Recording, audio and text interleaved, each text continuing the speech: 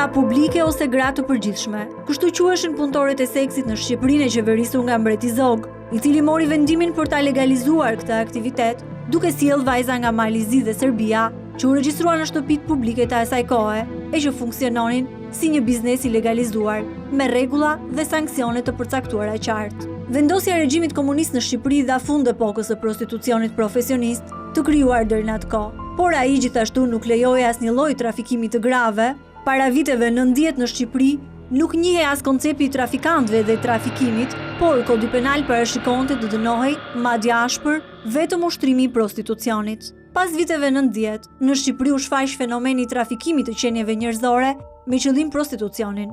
Kryesisht viktima të këtij aktiviteti ishin vajza shqiptare të trafikuara jashtë vendit. Prostitucioni brenda kufirit shqiptar shfaqet ndjeshëm pas viteve 2000 si një veprimtari ilegale, por fitimprurse. Në një artikull të botuar në të përditshmen Panorama një vit më parë, thuhet se në Tiranë kushdo që kërkon mund të blejë seks, që varion në çmimet bazë nga 50 në 100 euro. Sipas këtij artikulli, mënyra me të cilët mund të sigurohen këto vajza janë shoferët e taksive që punojnë gjatë natës, recepcionistët e hoteleve, ashtu si në shumë vende të tjera të Europës lindore, apo prostitutat e rrugës, që shihen kryesisht në qendër të qytetit, çmimi i të cilave varion nga 3 në 12 euro. Klubet e natës apo qendrat e masazheve duket se gjithashtu janë vende ku mund të sigurohen vajza për seks me pagesë.